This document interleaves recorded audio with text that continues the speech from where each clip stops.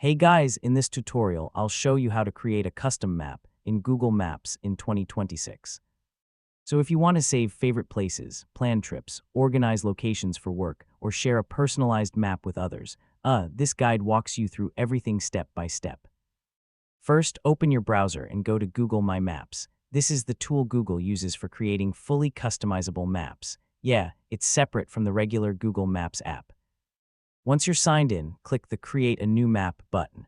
Google will instantly open a blank map project where you can start adding locations and details. Now give your map a name and optional description. For example, you could create a travel map, restaurant guide, delivery route, or even a wedding event map. I mean, you can organize it however you want. Next, use the search bar to find places you want to add. Once you find a location, click Add to Map. You can repeat this for as many places as you want. You can also customize the map using colored pins, labels, and layers.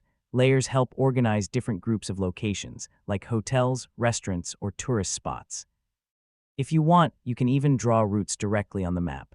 Just use the Directions tool to create driving, walking, or cycling paths between locations. After that, click any location pin to add notes, descriptions, photos, or custom details.